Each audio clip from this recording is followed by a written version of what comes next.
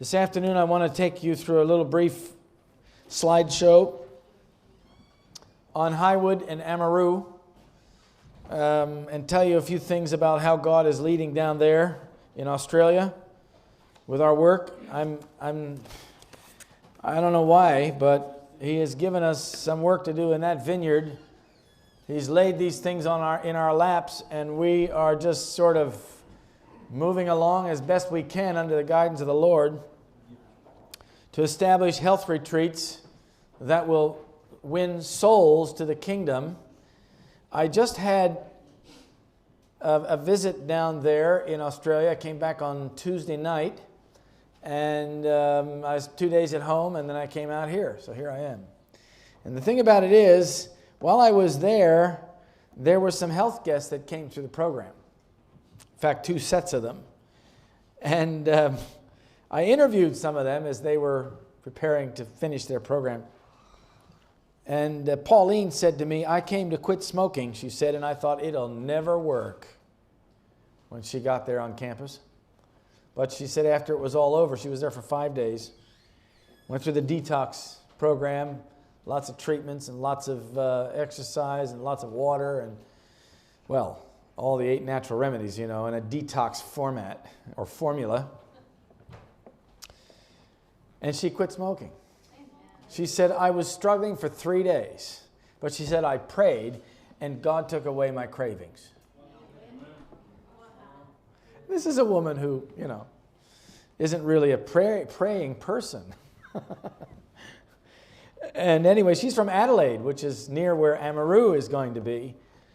She'd flown over with a friend of hers. Her friend, Carol, said, "I came here to lose weight." But she said, "I got so much more here." Carol is a Catholic, and not a very good one. But she said, "God blessed me here. I've found spiritual renewal here at Highwood."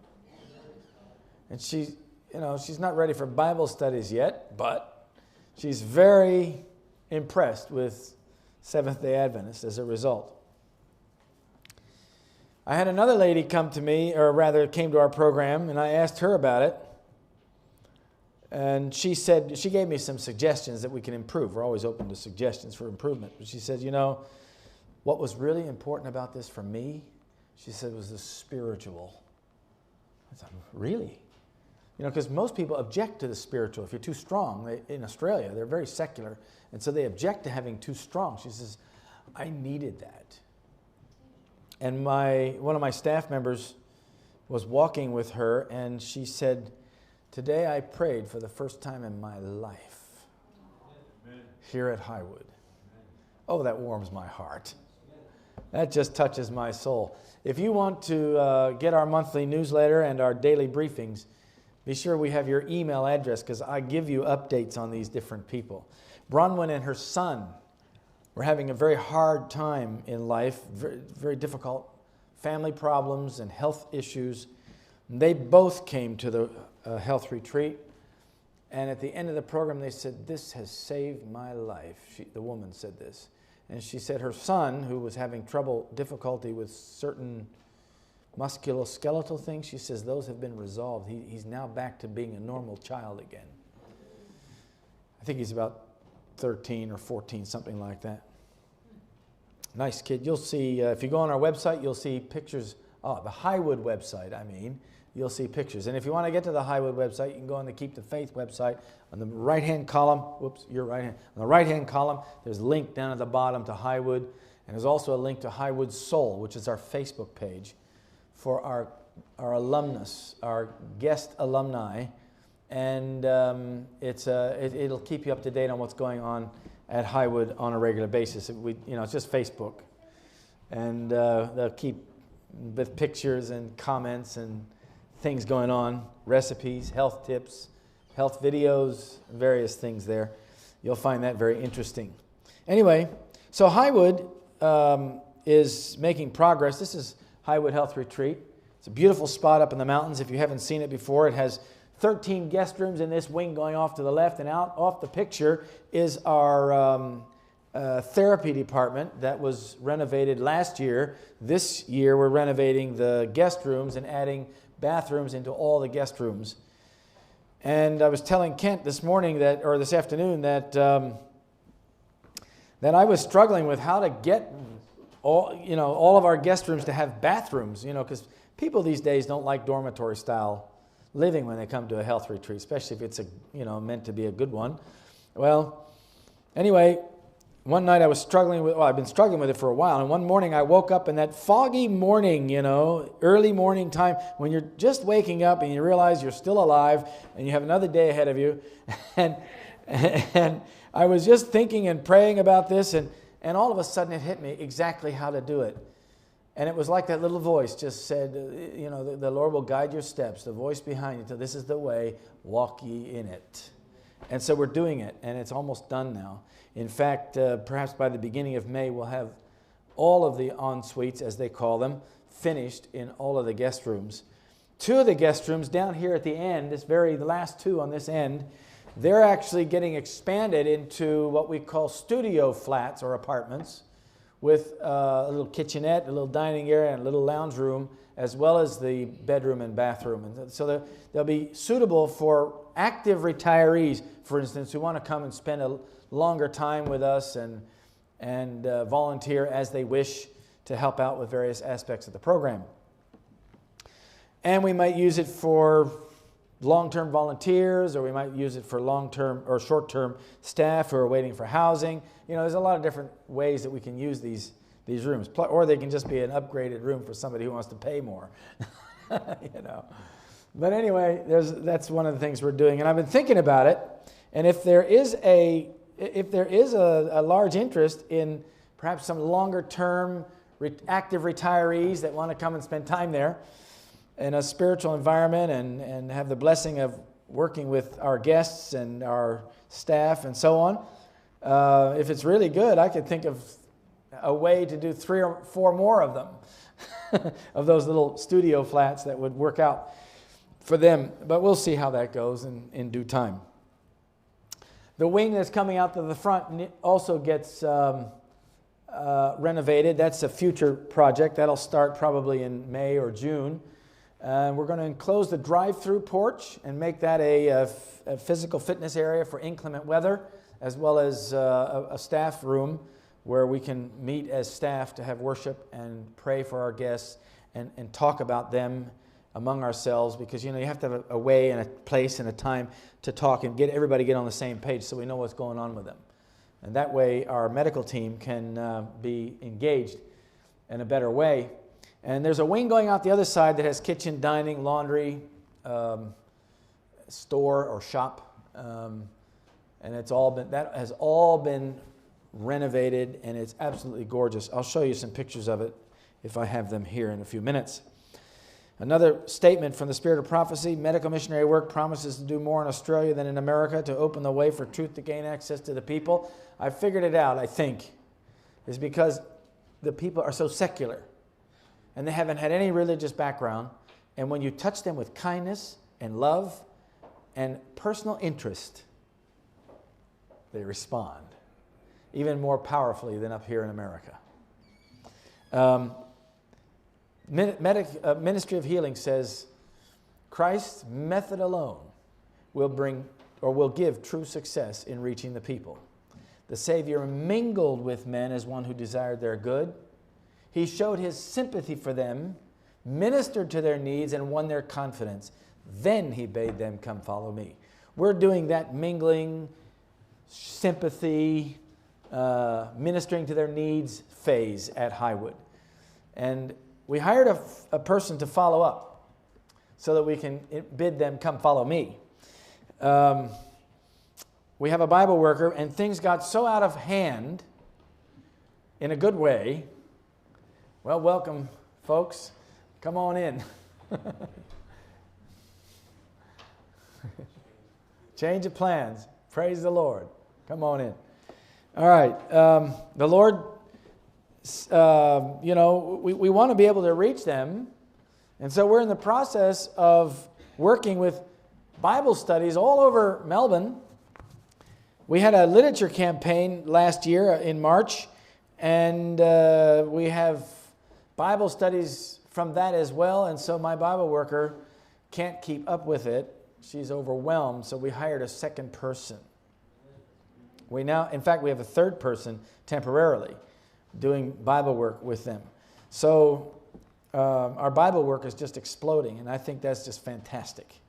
I don't know what God's going to do with it. But the other thing is, we're in the process of organizing a way to engage these interests in spiritual care groups so that they can be grounded in our message and also have a group of people around them that can be their spiritual family. Because, you got to have help when you're dealing with problems in life. And many of these people have problems. That's why they come to us in the first place. They got baggage, they got issues going on, they need help. So you got to have people around them. We can't do it all, so we want to be able to put them in the hands of faithful people who can work with them. And so we're in the process of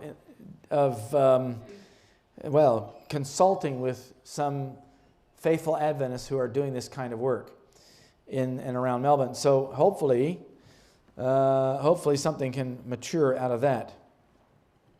Here's another statement. Sanitariums should be established near such cities as Melbourne and Adelaide. Notice I said Melbourne. You know how to say Melbourne? It's not Melbourne. It's like Benjamin, Melbourne. Okay? Say it with me. 1, 2, 3. Melbourne. There you go. Now when you come down to Australia, you'll say it right. Okay? Anyway, I was thinking, Highwood answers the first part of this statement, or we're doing our best anyway to faithfully fulfill the first part of this statement. What about Adelaide? And back in my mind, I'm thinking, maybe 5 or 10 years or something like that, we can go and start something over near Adelaide. Because I have a doctor friend who's really, as they say, keen on starting a health retreat near Adelaide. And I've known her for years, and we've talked many times, and she's in her 30s and a GP that has a very busy practice, lots of clients, south of Adelaide, southeast of Adelaide, about an hour's drive southeast of Adelaide.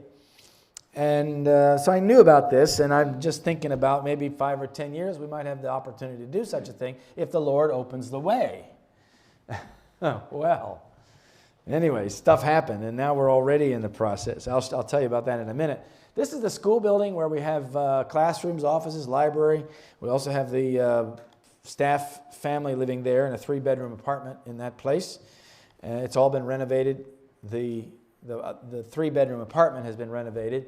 The college building is still on our radar. We still have to do some renovations there, although they will not be really substantial renovations, but there will be some things that we'll do to make it more efficient. We'll make some more offices up in that area and just make it something we can really use effectively. This is a dormitory, and there's actually a newer picture. I should put the newer picture up here, but it has room for 16 students. We have the capacity for a small school, a co-porter training school, Kent, or a Bible worker training school, or a medical missionary training course. If I had a leader, I would already have one going, but we don't yet have a leader. I'm looking for a leader. So anyway, that's what's happening with that. And there's another picture of it. It has 2 apartments in it for deans. It has a commercial kitchen and a multi-purpose room in that wing going out the back. You see the mountains there in a distance. We're kind of at the end of a large valley, mountains all around us on 3 sides. This is one of the therapy rooms. I need to update this picture too. The therapy rooms are finished now, and they're just finishing up this one. We have 4 private treatment rooms now, each with a core treatment and a massage table. This core treatment is hot and cold bath. Over on the left is a hot tub with jets and everything, so it has like a spa bath. And the left has no jets. Guess what that one's for? Cold. So they sit in a hot tub for 3 minutes and jump in the cold tub for 30 seconds. Oh yes, they call it the torture chamber. And of course it is. But if they want to sleep at night and they're having a hard time sleeping, that's a good way to get them ready to go to sleep. Works like a charm. Okay? Hot and cold. You can do this in a shower, but a tub is more effective. Okay. Anyway, one of our guests became a Seventh-day Adventist. She found the Lord. There she is in the middle on the day of her baptism. And she is now an active member of a Seventh-day Adventist church there in Melbourne, a self-supporting church, something like this one. There we are handing out literature on the streets of Melbourne. We handed out 35,000 pieces of literature, about 10 or 11,000 steps to Christ, in a book called Path to Peace, which is just a new cover. And they also had Last Generation magazines, which you're all familiar with, on health and on the Sabbath and other things, and also some other health magazines and a magazine on Luther with the 2017 500th anniversary of Martin Luther's nailing the 95 Theses on the door of the Wittenberg Chapel coming up in 2017. Well, we wanted to start the thinking. What happened to Protestantism? Where has it gone, you see? Big question. It has disappeared almost. Well, anyway, during that literature campaign, I had a woman from South Australia come and volunteer. We had about 20 volunteers, about 10 volunteers, and 20 people altogether, because we had our staff out there as well. And she came to me and she said, Pastor, she said, we have got to do this over in South Australia. You got to come over and start this over there. I said, sister, I'm willing to consider that in 5 or 10 years. She said, no, we can't do that in 5 or 10 years. We got to do it now. We have people that are willing to support it, people who want to get involved. We can, look, she said, come over and at least talk to us. I thought, well, all right, if it's God's will, there's no harm in talking. We'll find out. So I said, all right, the next time I come over to Australia, which will be in June, that was June of last year, I said, I'll come over to South Australia and we'll sit down and talk. So that's what we did. And I watched God take more than half a dozen, about 8 or 10 people with disparate ideas and concepts, even conflicting agendas, and put them all in one direction, following the counsel of the Lord, wanting to start a health retreat. Okay. That was impressive. Then a woman came to me. She said, I'll give you $10,000 for this project. That was impressive again. And then the doctor I told you about, Rosemary, she came to me. Her picture's on our website if you go and look at our website. She came to me and she said, if you do it within range of this area where I'm practicing, she says, I'll move my whole practice there, right on campus. And she said, we'll recommend that my patients come to your health program, our health program. And she said, if it's right on campus, I can recommend it, and they can walk down and have a tour, and they can see what a lovely place it is. Well, this was before I had heard about Amaru. Anyway, I went back to Melbourne that next day, very impressed that perhaps God is in this. And I thought, well, if we're going to do this kind of thing, we're going to have to think about ways to get some funds. And I remember a statement in the Spirit of Prophecy that Ellen White says that we are to go to friends of the enterprise and ask them to help establish such an organization, such a ministry, like a health retreat or a school or whatever. We can't go to the banks. The banks don't understand our risk. See, our risk is based on things that the banks don't relate to. We have a spiritual risk. We have a spiritual risk, and that we depend on God for His power to keep these kind of places going and in the right direction. That doesn't mean we don't make a profit, though we're a nonprofit organization. What it means is that we need to make enough to cover our expenses and be careful and frugal and manage according to good business principles. But still, banks don't understand our risk. They have a different criteria than we do in determining risk. When God says to do something, you can do it if you carefully count the cost. Right? He takes the risk. Because He's got the cattle on 1,000 hills. Anyway, so I thought, well, friends of the enterprise. So I decided to go and talk to some friends of the enterprise. You know what they said? The money is better invested in God's work than in a bank. The banks are not as safe as God's work. I said, all right. They said, we'll be happy to loan you the money as a bridge loan so you can get started. You can acquire and get started. Well, I didn't tell my team about that. At least the core group. I didn't tell them right away because I wanted to see how God would lead in other ways. Just because I want to make sure that God's hand is in this. I don't want any confusion about that down the line. Because, it tests your faith enough. And if you don't have the certainty that God is in it, you're vulnerable. And I've got one core member who does lack faith, or at least he struggles with faith. Let's put it that way. And I have to remind him, look what God has done. Look what God has done. Yeah, that's right. Okay. And he's happy again, It's good. But little things come up and things drag out too long, because it's a long process. And he gets a little discouraged. He thinks, maybe this isn't what we should be doing, And I just have to remind him that God is in it, and I'm glad because now I can say, I know that God is in this because I've seen his work. Not only does the statement say that we're to start sanitariums near Adelaide, but God has demonstrated that he is working in our behalf. He just needs people to go out and do what he says. Hello? Amen. He just needs people to go and do what he says. And I love testing God. That's fun. It really is. And I've been involved with several organizations starting health retreats and so on over the years. And I've watched God work many times. Miracles.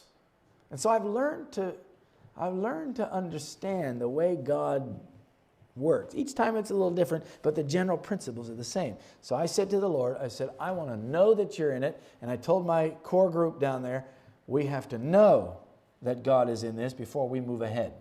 So I went back to the States, and I came back home and I started getting emails from a man who wasn't even in the meeting, although he's friendly to the project. It happens to be the pastor of a local church south of Adelaide in that area where it turns out that Amaru is. And he started sending links to properties for sale that could be used for a health retreat. And I have since become very good friends with him. He is a lay pastor, and he's a believer in what we believe. He doesn't go along with the majority opinion down there. He's been attending, over the years, he had been attending a lot of the meetings by the Standish brothers and other faithful, self-supporting ministries in Australia. So he understands the issues, and he's been around a while. But he's a very practical person, does a lot of practical things. And anyway, he started sending these emails to me and I would give them some guidance. I'd say, all right, go look at this place and tell me what you think. Go look at this place, and I'd give them some guidance. Look for this, and this. You see, I have a sense of priorities because of the spirit of prophecy. I tell you, the spirit of prophecy is an amazing gift to God's people in the last days. The spirit of prophecy, I actually have a compilation of spirit of prophecy quotes from a man who's probably dead now, gave it to me back in the 1980s, that he had put together on establishing what they back then were calling rural reconditioning centers. Back in those days. And it was all the quotes. And I read that while I was in college, before Heartland ever got started. And I read that, and I learned the priorities. I learned how to think about a health retreat and what makes them tick. And over the years, as I've been close to them and involved in them in various ways, of course, you get more experience as time goes on. But anyway, so I know the priorities. And so I gave them the guidance and whatever. And then all of a sudden, Amaru Water Gardens popped up on the radar. And when I saw the place, I said to myself, I said, God, that is too beautiful. That can't be for us.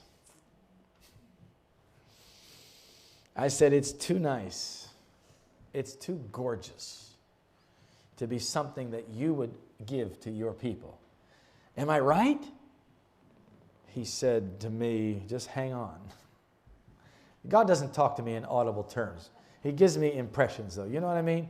And in my heart, I knew I would just have to watch and see. So I gave them some advice. I said, go have a look. Tell me what you think. Let's examine this and blah, blah, blah. So that's what they did. And they came back absolutely emotionally wedded to Amaru Water Gardens. And when people get head over heels emotionally about something, I get very nervous. Because then it's very easy to make mistakes and do things you think is God's will when it's really only your own heart. And I said to them, it's all the more reason why we have to make sure that God is in it and we're going to test him.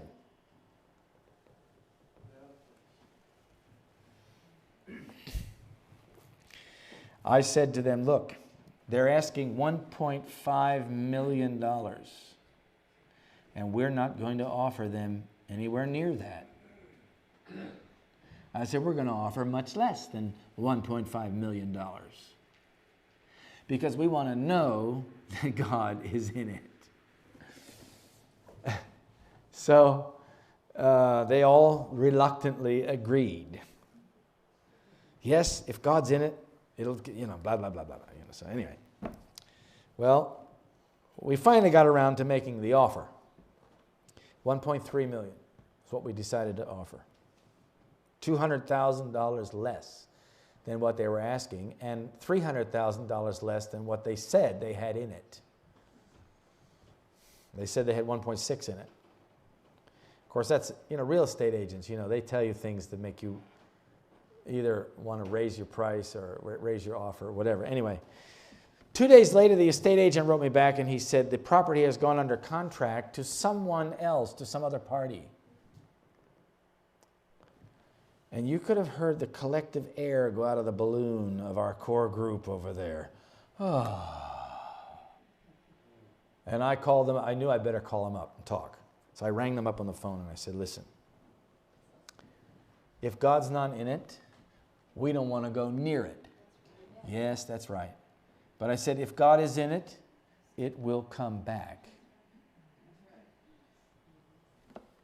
Yes, that's right. And still, they were just all disappointed.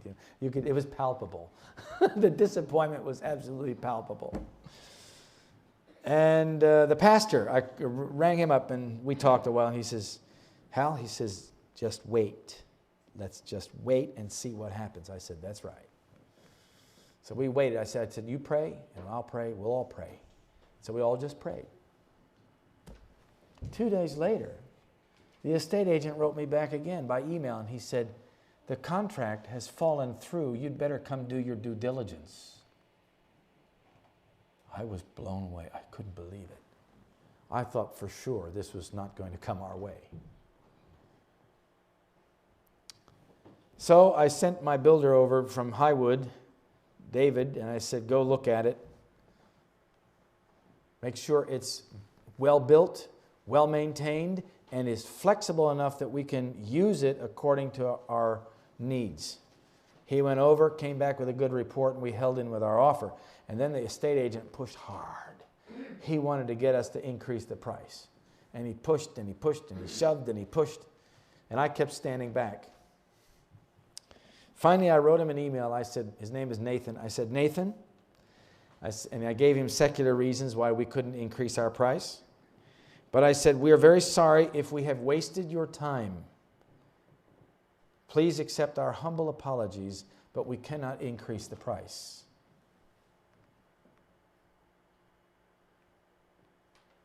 The next day, he wrote me an email and he said, the sellers have accepted your price, your offer. And now we had to get things all in order. By November 25, we had settlement. I got there on November 25 after settlement. I didn't have to go to settlement. I went from the airport to the keys, to get the keys at the solicitor's office, and went out there for the first time. And let me show you what I saw.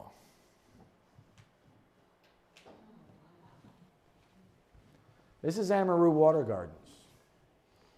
A stunningly beautiful piece of property in the midst of the dry hills of South Australia. South of Adelaide, about 55 minutes from the central business district or the downtown area. It's also about 55 minutes from the airport. Not difficult to get to. It's a main drag going down there, down that direction that you just jump off of, about 5 minutes away from Amaru.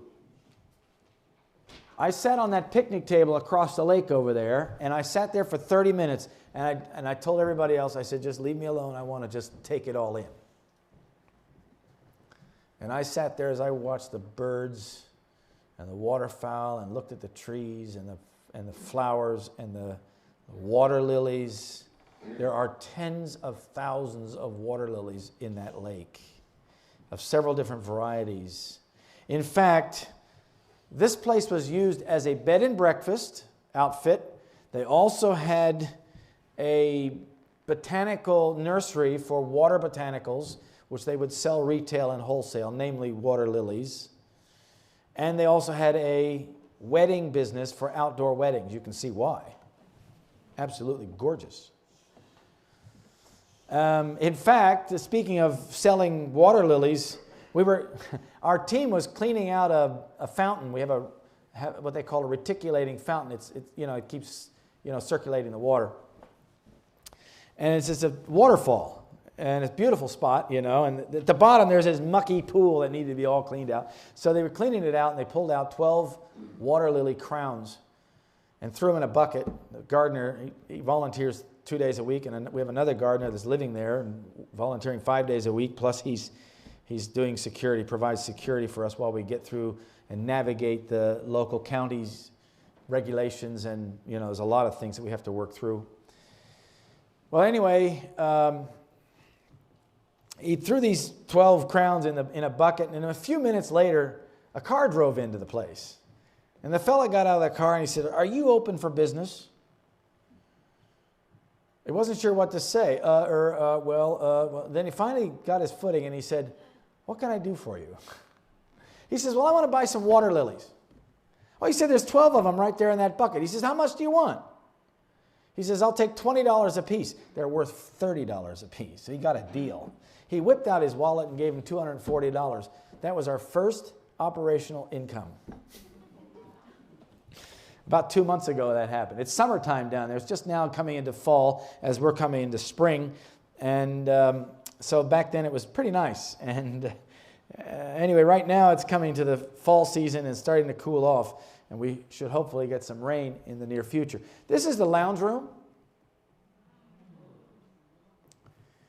Those beams around the top, I don't know if you can see them. You see those beams going around the top of the building right there and around that? They came from famous buildings in South Australia. Those windows came from an orphanage in 1938. It was constructed in 1938, those big church-like windows.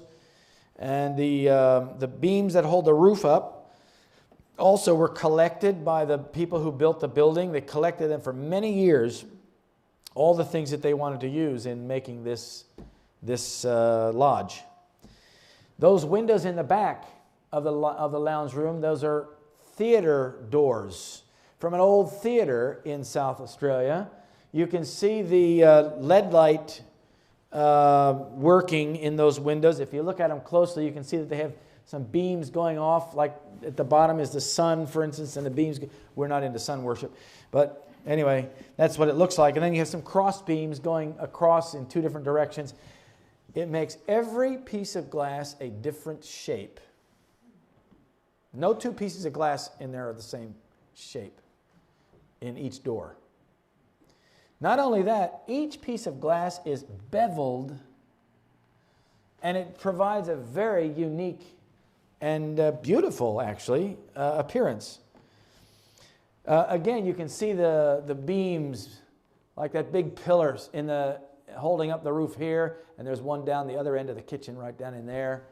Giant beams that are just, you can hardly get your arms around them. They're so big. And they came from some kind of a wharf or something in South Australia. You see the bar? That came from a famous pub in South Australia. Beautiful bar, all wooden, beautiful stuff. We're going to repurpose the bar. It will now be a juice bar and a smoothie bar and a green drink bar, and a herbal tea bar. Okay? So, you can use things. God says that people of the world will organize properties, and then those properties will come into the hands of God's people. Yes. Would you like to know who organized this place? I mean, it's that beautiful. You'd have to guess. 2 gay men. And believe me, it's being repurposed. And yeah, it's true. If you want to do something really nice, gay people tend to be very artistic and very, and they brag about this, Anyway, there you are. Again, the French doors came from another famous building in South Australia. This is one of the guest rooms. It goes out onto a little enclosed veranda or porch, and that porch overlooks the lake. Beautiful view.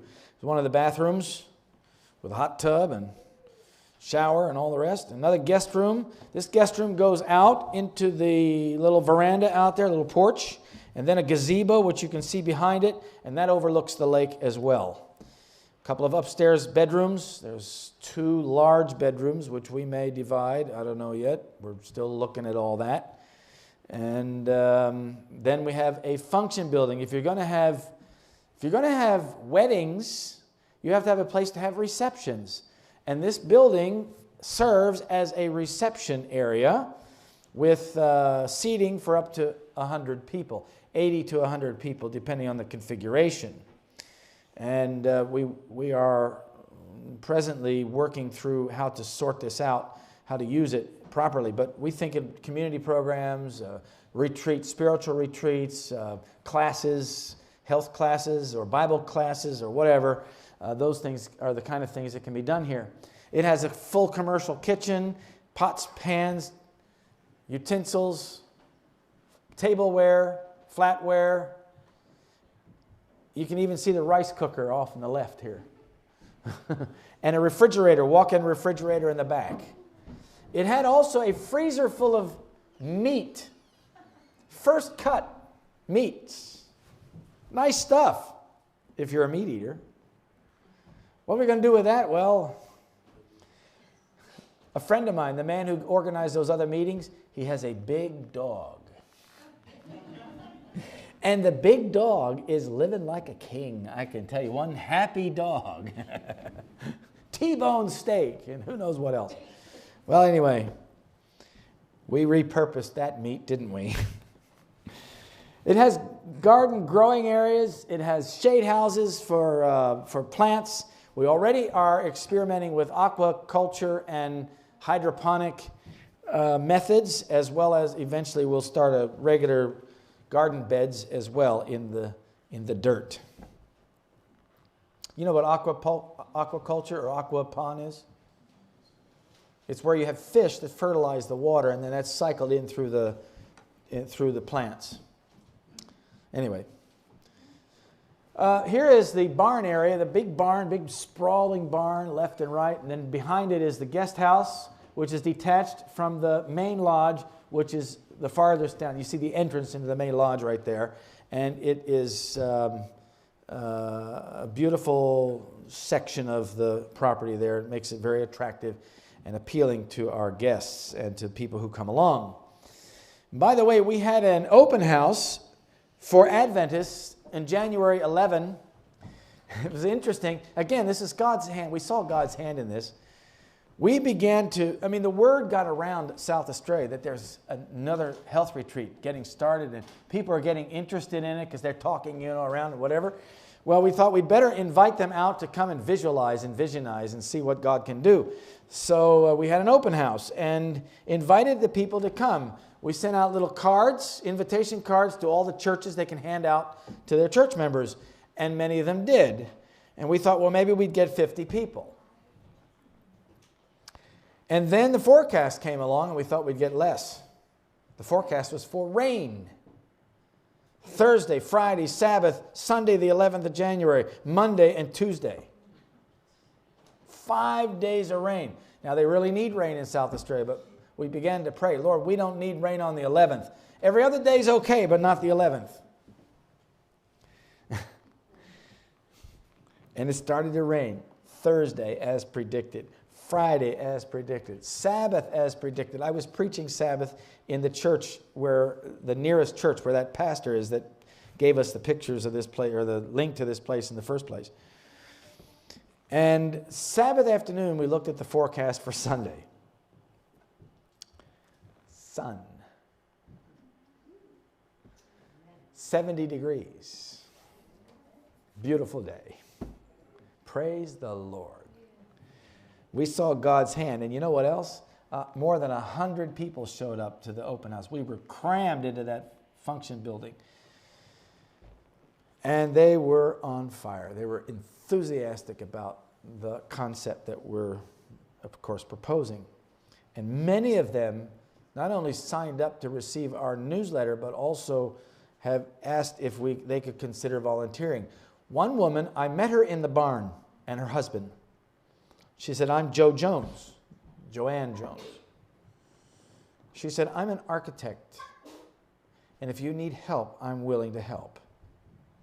Subsequently, I contacted her because we need architectural help for various reasons. I won't go into details, and so she is taking on all of our architectural work, and I'm telling you, it's not a small amount, because we're going to not only have to build a new building, but we've got to renovate the existing ones. In fact, the county doesn't have all the records of these buildings on the place. They amalgamated several different councils in that area into one, and the record keeping somehow slipped out, and so it's kind of missing. So now we have to provide them with architectural plans. Can you imagine the cost for architectural plans for existing buildings, let alone the new buildings? And God has provided it as volunteer. I tell you, my friends, I see God's hand. I said at the open house, I said, we need a caretaker. We don't have anybody to manage security out here. If anybody wants to come and live here on at least a temporary basis for a while to provide security, we're open to that. A man came to me. His name is Christopher. Chris. And he said, I'll be happy to do it. He says, I would like to do it. He said, my business, I'm ready to retire. My businesses are winding up. And he said, I need something to do. He says, I'm willing to do this. I still got energy and life. He says, I'll be willing to work in the garden 5 days a week or around the place in whatever way you need. He says, I'll provide security. So he's living out there now. His name is Christopher, as I said. And it happens that just this last month, we had another open day for the immediate neighbors. We want them to be friendly when the council comes along, or the county comes along, and asks what they think about our proposal. We knew we needed to strategically invite them to come out and talk to us. So we did. We invited them. And Christopher and the pastor, his name is Ray. Christopher and Ray divided up the neighbors, and they each went half one way and one went the other way. Well, it just happened that as Christopher knocked on the door, a man came to the door and he says, don't I know you? And they exchanged notes, and they found out they'd been doing business together 30 years ago. He knocks on another door, and the man says, hey, how are you, Christopher? What's going on, Turns out they had been eating lunch together in Adelaide 5 days a week for years, about 30 to 40 years ago. About 5 different neighbors right immediately around Amaru. They're all friends of our caretaker. So they came, and we had a number of people that came. We didn't have a large crowd. We had about 8 neighbors that came, and then there were about 8 of us, and 8 or 10 of us. So we had about, 20 people or so that gathered together for the open day, or open house there. And we talked to them and telling them what we planned to do. We had a little meal for them, and luncheon, whatever. And as we talked, I said to them, so this is what we're planning to do. And one lady looked at me real funny and sheepishly, really sheepishly. She said, well, all this sounds good, she said, but she said, how do we know that this place isn't going to become weird like the Christian Scientists? I was ready for her by the grace of God. God put words in my mouth. I said, well, there's a number of reasons. I said, number one, these kind of retreats are run by Seventh-day Adventists all over the world.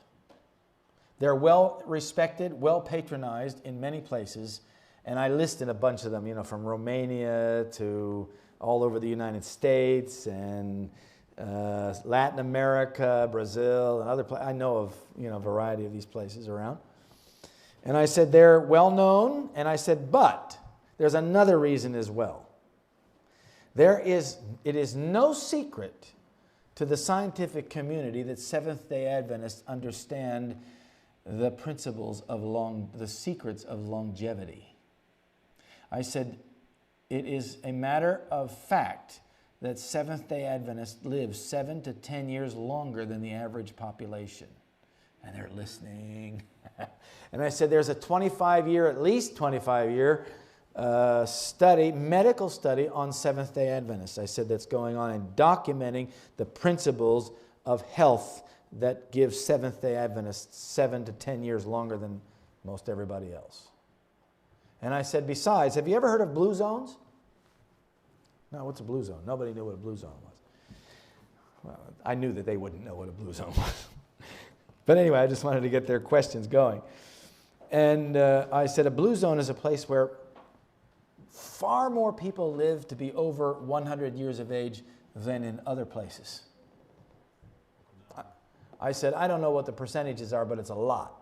And I said, there are 4 or 5 blue zones in the world. I don't remember exactly, but I said one is in Nepal, and one is in Japan, Okinawa, and one is in Sardinia. And I said one of them is in Loma Linda, California, which is a majority of Seventh-day Adventists living there. It is a Seventh-day Adventist community. And I said, you don't have to worry. I said, we're here to share with you the secrets that we have learned concerning longevity. Well, she didn't seem to have any further questions. That must have satisfied her. And I said, you don't need to worry. I said, we're very friendly. We've got nothing to hide. And, you know, you're welcome to come and visit anytime you like, and make sure that we don't go off the rails. So she seemed to be satisfied with that. Anyway, there were other questions, and we got on very well with them.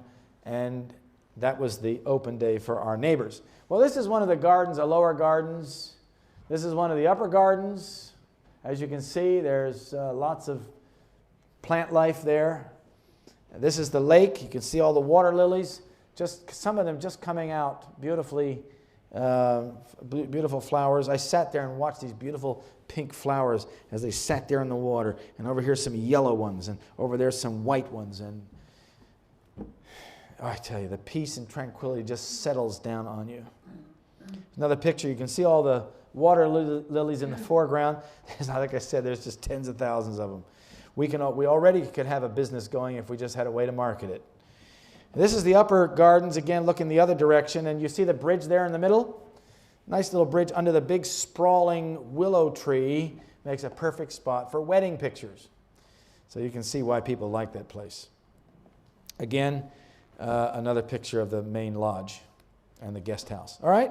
So that gives you an overview of Amaru. I don't know where God's going to take all this, but there's no doubt in my mind that God is in it. Because every time we turn around, something's happening that is miraculous. I'm just amazed at how God has provided for all of our needs in every step of the way. It's fantastic to watch.